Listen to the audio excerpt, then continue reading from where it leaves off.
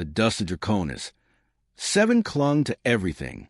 Sergeant Marcus Chin wiped his visor for the 3rd time that hour as his boots crunched across the Red Canyon floor. The planet's twin suns beat down mercilessly, turning his combat armor into a mobile oven. Behind him, his squad moved in tactical formation. 3 humans, 2 insectoid creche, and their commanding officer, a Zenthri whose gray skin never seemed to sweat. They had been hunting for 6 days straight. Marcus checked his scanner again. The signal was close now, emanating from a cave system just ahead. His stomach tightened. Every soldier in the Galactic Council forces knew what they were looking for. Dragon nests. Hatchlings. The orders were simple and brutal. Eliminate them all before they could grow large enough to threaten the colonies. The Zenthri captain raised one long finger hand, signaling a halt. His translator device crackled to life with emotionless precision. Life signs detected. Multiple targets. Prepare for nest extermination protocol. Marcus felt his jaw clench. 3 weeks ago, he watched orbital bombardment turn a dragon breeding ground into a crater of molten glass. The adults had fought back desperately, destroying 2 settlements in their rage and grief. The Council had declared the entire species too dangerous to coexist with civilization. Now, the cleanup crews went cave by cave, finishing what the bombardment had started. The squad entered the cave mouth, weapons raised. Their helmet lights cut through the darkness, revealing walls of ancient stone covered in strange markings. Marcus had seen similar symbols in other caves, geometric patterns that suggested intelligence, culture, meaning. The official reports called dragons mindless beasts. The evidence before his eyes said otherwise, but soldiers were not paid to question.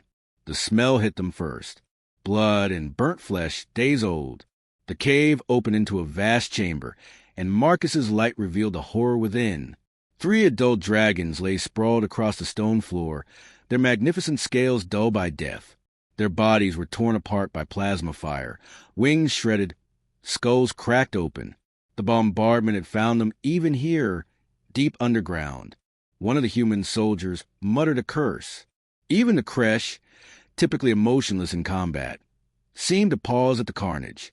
Then Marcus heard it, a small, pitiful sound, half whimper, half chirp. It came from behind one of the massive corpses. The Zenthri captain moved forward with mechanical efficiency. Survivor detected. Eliminated quickly. Marcus followed, his rifle raised, his training overriding his hesitation.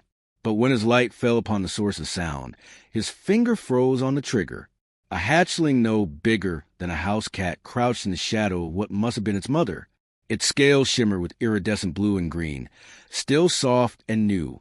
One wing hung at an odd angle, clearly broken. The creature's eyes, large and golden, fixed on Marcus with unmistakable terror. It made that sound again, a cry that reminded him painfully of a human infant in distress. The captain's translator voice cut through the moment. Sergeant Chun, execute the target. Marcus stared at the hatchling. It was trembling, pressed against his dead mother, trying to make itself smaller. Those eyes never left his. In them, Marcus saw something he had not expected to find. Not animal fear, but comprehension. The hatchling knew what was about to happen. It understood death. Sergeant, that is a direct order. Marcus lowered his rifle slightly. His mind raced. This tiny creature, injured and orphaned, posed no threat to anyone. Killing it would be murder, not combat. Every principle that had made him join the United Earth Defense Force. Protection of the innocent. Standing against tyranny. Defending those who could not defend themselves. Screamed against this order. Sir, it is just a baby. It cannot even fly. There is no tactical reason to. The captain's voice turned cold. You will follow orders or face court-martial for insubordination in a combat zone. That is treason during wartime, Sergeant. The penalty is execution. The other squad members shifted uncomfortably. The 2 creche raised their weapons, ready to fire if Marcus refused. This was the moment. Obey and live with the guilt, or refuse and face the consequences. Marcus looked at the hatchling again. It had stopped trembling. Those golden eyes held his gaze steadily now. and through some instinct he could not explain, Marcus felt a connection form. A wordless plea passed between two beings who should have been enemies. He made his choice. Marcus dropped his rifle and lunged forward, scooping the hatchling into his arms. The creature barely weighed anything. With his free hand, he grabbed a smoke grenade from his belt and triggered it. Gray fog exploded through the chamber. "Stop him!" the captain's voice roared through chaos. Plasma bolts seared through the smoke where Marcus had been standing. But he was already running deeper into the cave, the hatchling clutching desperately to his chest armor, its small claws finding purchase. Behind him, angry shouts and the sound of pursuit echoed off the stone walls. Marcus Chun had just thrown away his career, his freedom, and probably his life. But as he felt the small creature's rapid heartbeat against his chest, he knew he could not have made any other choice. Some orders were meant to be refused. Marcus ran until his lungs burned and his legs threatened to give out. The cave system twisted deeper into the planet's crust, and he followed an underground river that rushed through the darkness. Behind him, the sound of pursuit had faded, but he knew they would not give up easily. The Council did not tolerate deserters, especially ones who stole xenobiological assets. He emerged from the caves 3 hours later, miles from where he had started. The twin suns were setting, painting the sky in shades of purple and orange. Marcus collapsed against a rock formation, gasping for air. The hatchling squirmed in his arms, and he gently set it down on the ground. For the first time, he could really look at what he had saved. The creature was beautiful in a strange way. Its scales caught the fading light like gems, and its broken wing dragged pitifully in the dust. The hatchling looked up at him with those intelligent golden eyes and made a soft chirping sound. "I must be crazy," Marcus muttered, pulling out his medical kit. "Talking to a dragon. They will execute me for this, you know." The hatchling tilted its head, watching as Marcus approached with bandages and a splint. When he reached the broken wing, the creature flinched but did not pull away. It seemed to understand he was trying to help. Marcus worked carefully, setting the wing as best he could with field supplies. The hatchling whimpered but stayed still. "There," Marcus said softly. "That should help it heal. You are tougher than you look." The creature chirped again, and Marcus could have sworn it sounded like gratitude. Over the next 2 weeks, they stayed on the move. Marcus avoided all settlements and patrol routes, using his military training to stay invisible. He set up camps in dense forests and hidden valleys, always watching the sky for hunter drones. The hatchling, which Marcus had started calling Ember because of the way its scales glowed in firelight, stayed close to him at all times. Ember grew quickly. Within days, the creature was the size of a large dog. The broken wing healed faster than Marcus had expected, and soon Ember was attempting short, gliding jumps. But it was Ember's intelligence that truly amazed Marcus. The hatchling learned to recognize hand signals, understood warnings, and showed problem-solving skills that rivaled some humans Marcus had served with.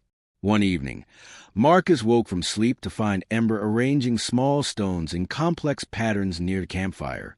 The stones formed shapes that almost looked like letters or symbols.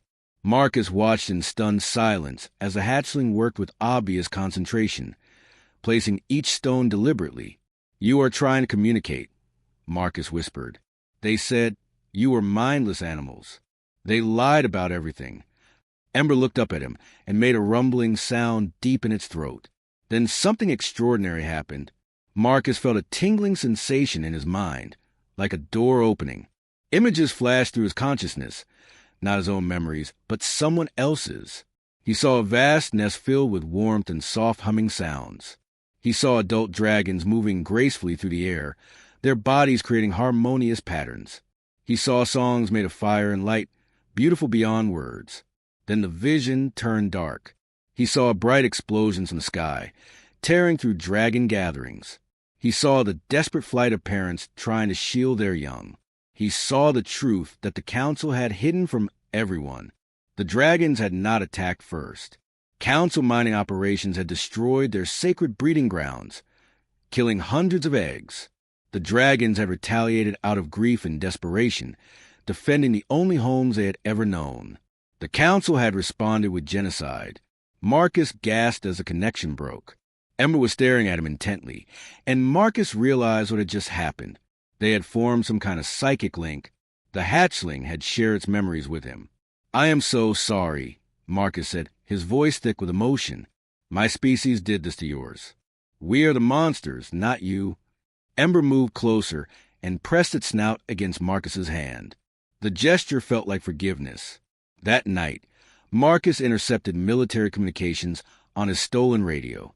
The Council had deployed specialized hunter-killer drones programmed to track Ember's biosignature. A massive bounty had been placed on both their heads. His former squad mates had been ordered to bring him back dead or alive. But more troubling was another transmission he caught. The Council feared what Marcus might reveal about the dragon extermination. They were willing to level entire regions to keep the truth buried. As Marcus sat by the dying fire, Ember curled up beside him, now large enough that its body provided warmth. The hatchling's breathing slowed into sleep, and Marcus felt a psychic connection humming gently between them. They were bonded now, linked in ways that transcended species. Ember was no longer just an animal he had saved. The dragon was family. Marcus looked up at the unfamiliar stars of Draconis, 7, and made a silent promise. He would protect Ember no matter what. And somehow, he would make sure the truth about the dragons reached people who would listen. The Council could send armies after them, but Marcus Chun had found something worth dying for. He just hoped he would not have to. Marcus stared at the empty ration pack in his hand. It was his last one. 3 weeks of running had depleted everything: food, medical supplies, even ammunition. Ember was now the size of a small horse and needed to eat constantly. The dragon had started hunting local wildlife, but Marcus could not survive on raw meat alone. He had to take a risk. He pulled out his encrypted communicator, the one device he had not destroyed when he deserted. There was only one person he could trust with this, and even that was a gamble. He typed a short message and sent it on a frequency he hoped was still secure. "Sarah, need help. It is Marcus. Please respond if you remember what we talked about before." He waited. Minutes stretched into an hour. Ember sensed his tension and moved closer, the dragon's warm presence offering comfort through their psychic link. Then the communicator buzzed. Grid coordinates appeared on the screen, followed by a simple message: "Come alone." Well, relatively alone. Marcus could not help but smile. Sarah Alconquo had always been different from other council scientists. She had questioned the policies, argued against the classification of dragons as non-sapient threats, and spoken out about the ethics of the extermination orders. He had met her at a military science briefing 6 months ago, and they had shared quiet doubts about what they were being asked to do. Now he hoped those doubts had grown into action. The coordinates led them to the equatorial continent, a journey that took 4 days of careful travel. Marcus and Ember moved only at night, hiding during the day when surveillance drones were most active. The dragon's ability to sense danger through their bond had saved them twice from patrol encounters. The safe house was built into the side of a cliff, disguised as a geological research station. Marcus approached cautiously, his hand on his sidearm. The door opened before he could knock. Sarah stood there, older than he remembered, with exhaustion carved into her dark features. But her eyes lit up when she saw him. Then she looked past him at Ember, and her mouth fell open. "By all the stars," she whispered, "you actually saved one, and it has grown so much." "Her name is Ember," Marcus said. "Can we come in?" Inside, the research station was far more than it appeared. Banks of computers lined the walls, displaying streams of encrypted data. 3 other people worked at various terminals: a human man with military bearing, a female Kresh whose antennae twitched nervously, and a Zenthri whose skin bore scars that marked him as a defector. Sarah led Marcus to a secured room where Ember could rest. The dragon settled down but kept her eyes on the strangers, protective instincts flaring. "We call ourselves the Exodus Cell," Sarah explained as she poured Marcus real coffee, the first he had tasted in weeks. "People who have seen the truth about the Council's expansion policies. What they are doing to the dragons is not the first time. It is not even the 3rd time." She pulled up files on her datapad, and Marcus felt his blood run cold as he read. The Council had systematically exterminated 2 other sapient species in the past 50 years, both times claiming they were dangerous threats. Both times. The real reason had been resources, rare minerals, biological compounds, strategic territory. The pattern was unmistakable. The dragons, Sarah continued, her voice shaking with anger, have biological compounds in their systems that could revolutionize medicine and energy production. The Council knew this. The extermination order was never about safety. It was about monopolizing those resources once the species was extinct. Marcus felt sick, so they killed them all just for profit? Profit and control, the Zenthri defector said, his translator making his words sound hollow. The Council fears any species that might challenge their authority. Dragons were peaceful but powerful. That made them targets. Sarah showed Marcus more evidence. Hack communications, financial records, whistleblower testimonies. The Exodus Cell had been gathering proof for months, trying to build a case that could be presented to the independent human colonies that did not yet know the full extent of Council corruption. Your testimony could be crucial, Sarah said. A human soldier who witnessed the truth firsthand. And Ember, a living dragon who proves they are intelligent, not mindless beasts. Together, you could be the evidence we need. Marcus was about to respond when Ember suddenly stood, her body going rigid. Through their bond, Marcus felt a surge of alarm. Someone is coming, he said.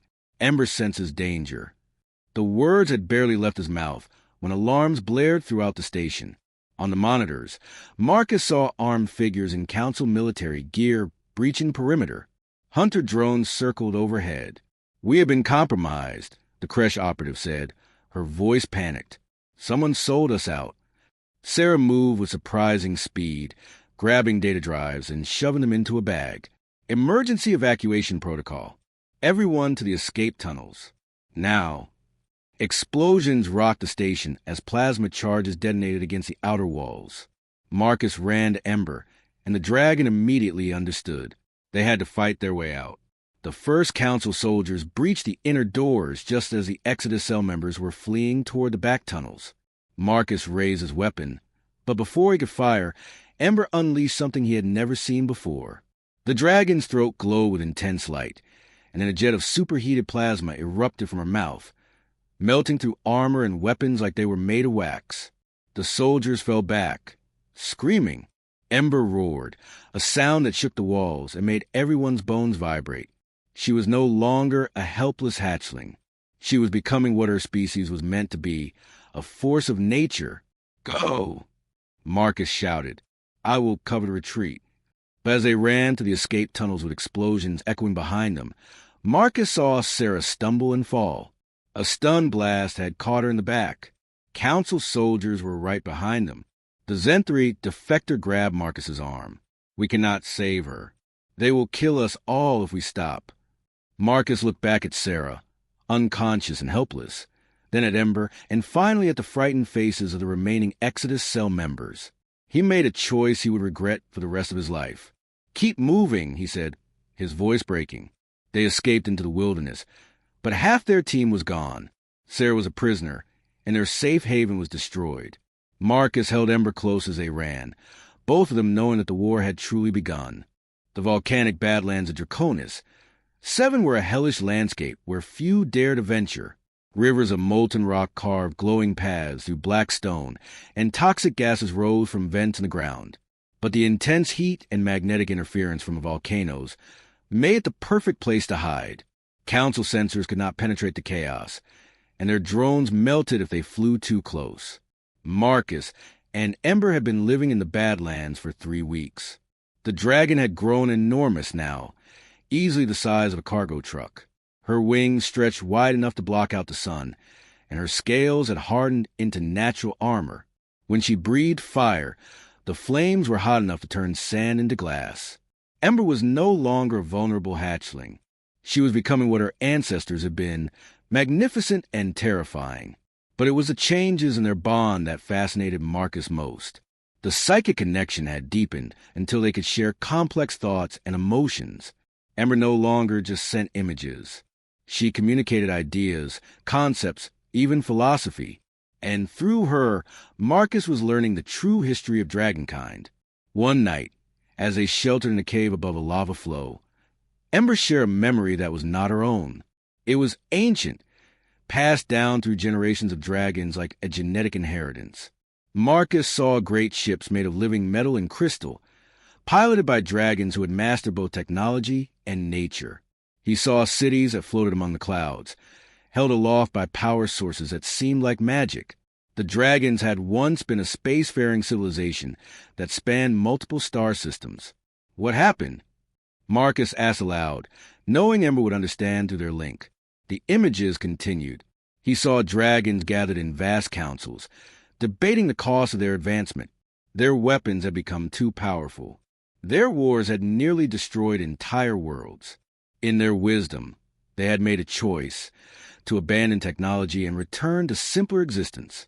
They had scattered to peaceful worlds, living in harmony with nature, hoping to rediscover what they had lost in their pursuit of progress. "You chose peace," Marcus whispered, and the council saw that as weakness. Ember's response came not in words, but in a wave of bitter understanding. Yes, the dragons had wanted only to be left alone, to live quietly and remember the mistakes of their past. But the species like the council, a powerful race that chose not to fight, was an easy target. Marcus felt something changing within himself, too. The constant connection to Ember was altering him in subtle ways. His senses had sharpened until he could hear the heartbeat of small creatures hiding in rocks 50 feet away. His reflexes had become faster than any human should be. He could sense the flow of life around him, the pulse of the planet itself. The bond was making him part dragon, just as Ember was becoming more human in her thinking. "I do not know who I am anymore," Marcus admitted one evening, staring at his hands. They looked the same, but he felt fundamentally different.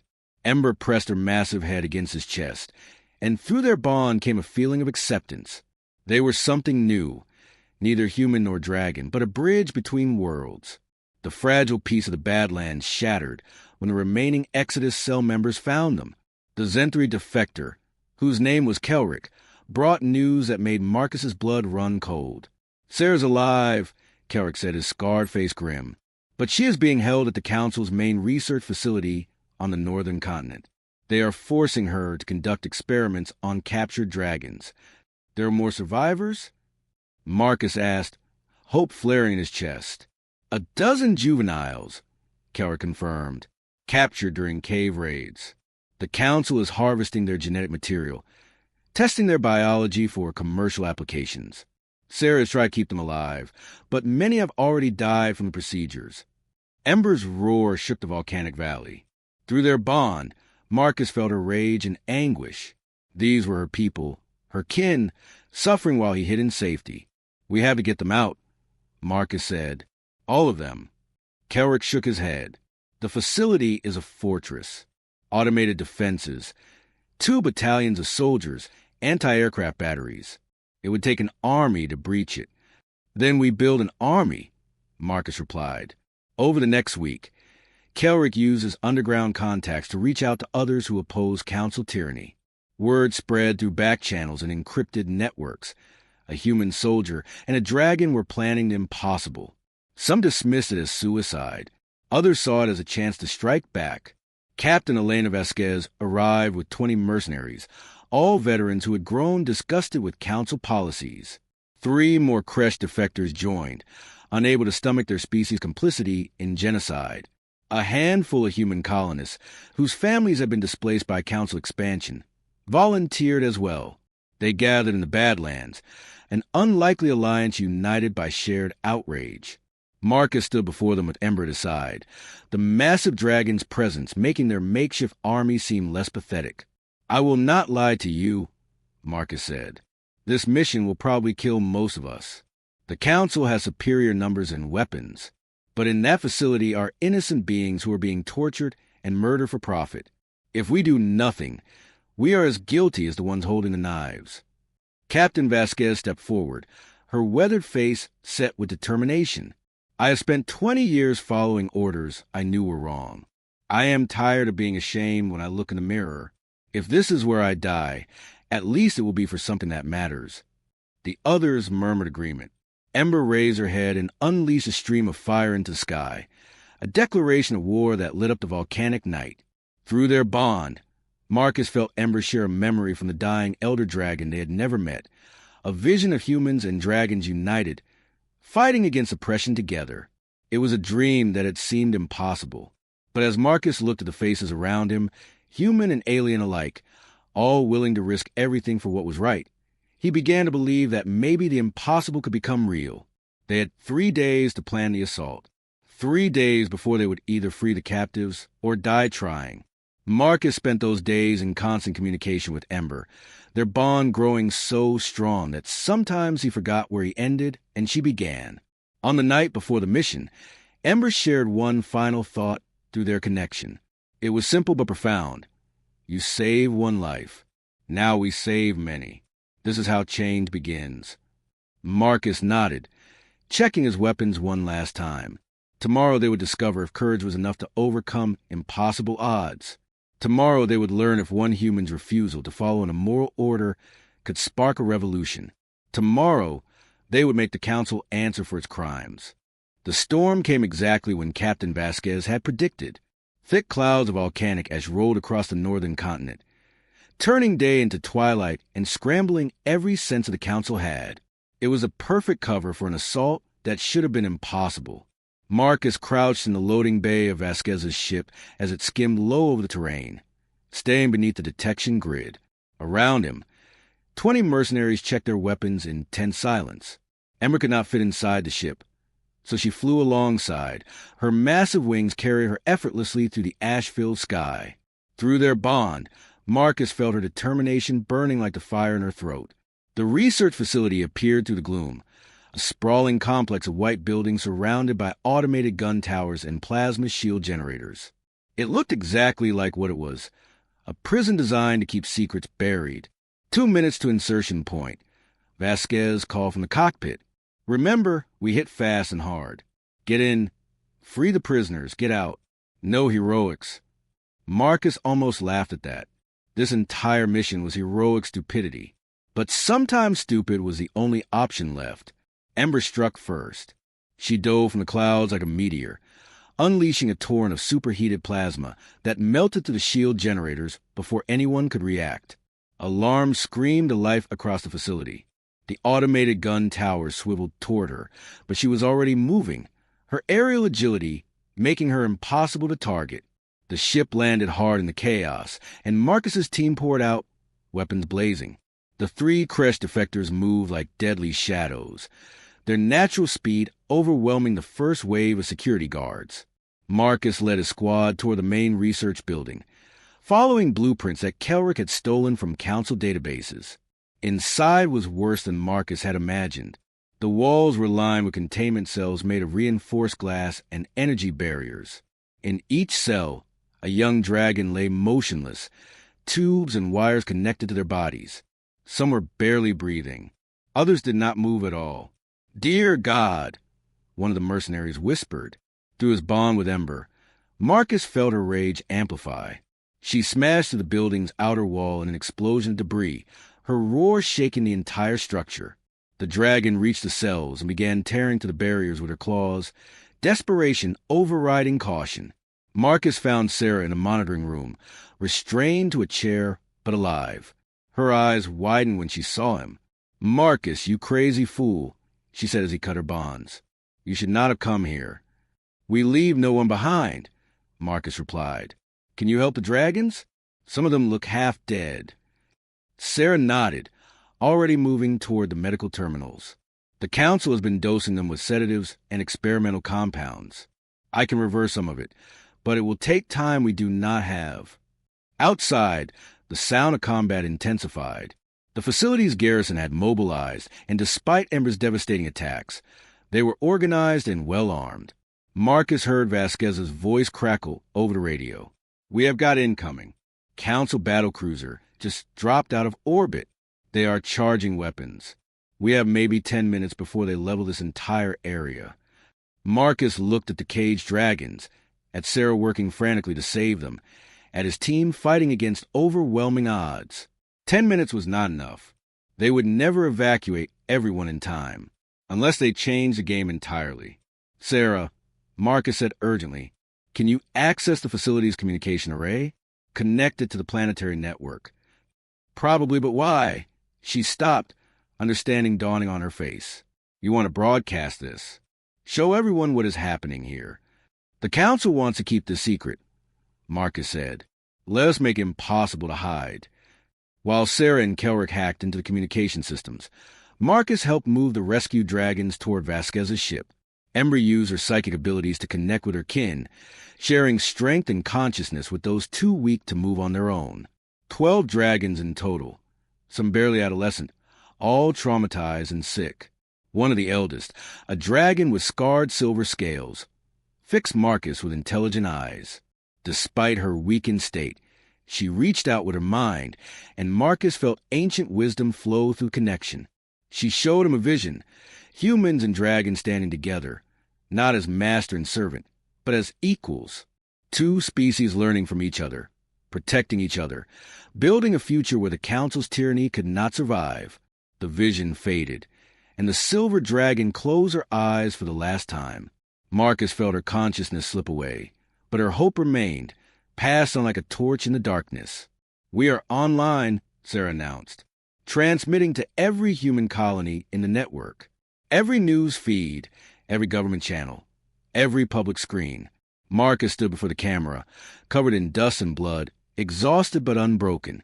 Behind him, the rescued dragons huddled together, living proof of everything he was about to say. Ember moved to his side, her massive form dwarfing him, but their partnership undeniable. My name is Sergeant Marcus Chin of the United Earth Defense Force, he began, his voice steady. 3 months ago, I was ordered to execute an innocent child. I refused. Tonight, you can see why. He gestured to the dragons, to the research equipment designed for torture, to the bodies of those who had not survived. Sarah transmitted files, financial records, extermination orders, evidence of genocide motivated by profit.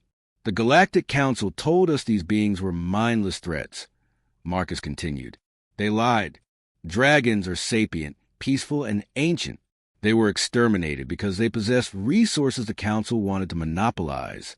This is the third species the Council has destroyed in 50 years. How many more will die before we say enough? Through the facility's windows, Marcus could see the battlecruisers' weapons glowing, preparing to fire. I am a traitor to the Council, Marcus said, but I am loyal to something greater, justice, compassion, and the belief that following evil orders makes you evil. If standing with the innocent makes me a criminal, then I accept that judgment. But I challenge every human watching this to ask themselves, what kind of species do we want to be? The transmission ended. For 3 heartbeats, nothing happened. Then Vasquez's radio exploded with chatter. Reports flooded in from across human space. Protests erupting on Earth. Colonial governments demanding answers. Military units refusing orders. Independent fleets moving to intercept the battlecruiser. The weapon above them did not fire. The battlecruiser hung in orbit, paralyzed by uncertainty. If they destroyed the facility now, they would prove everything Marcus had said. We need to go, Vasquez urged. The window will not last.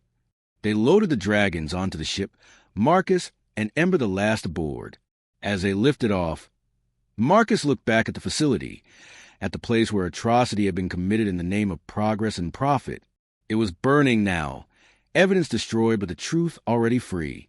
6 months later, Marcus stood on a cliff overlooking a sanctuary world in independent territory.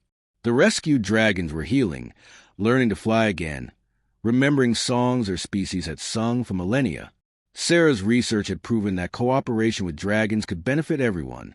Medical breakthroughs, cultural exchange, technological advancement achieved through partnership rather than exploitation. The Exodus Cell had become the Free Species Coalition, a growing movement dedicated to protecting sapient rights throughout the galaxy. The Council still called them terrorists, but public opinion had shifted. Humans were questioning everything they had been told. Ember landed beside Marcus, now fully grown and magnificent. Through their bond, she shared a thought that made him smile. One small act of courage, her mental voice said. One refusal to do wrong. See how far the ripples spread. Marcus watched the sun set over their sanctuary, painting the sky in colors that reminded him of Ember's scales. He had lost everything: his rank, his country, his old life, but he had gained something immeasurable: purpose, family, and the knowledge that even one person standing for what was right could change the course of history. "Ready?" he asked Ember aloud. The dragon lowered herself, and Marcus climbed onto her back. Together they launched into the sky, partners in a fight that would continue for years to come. Below them, humans and dragons worked side by side, building the future that the silver dragon had shown him, a future worth fighting for. As they soared higher, Marcus thought about that moment in the cave when he had first lowered his weapon. It had seemed like such a small choice then. Now he understood that every great change began with someone, somewhere, deciding that some orders were meant to be refused. The galaxy needed more traitors like them.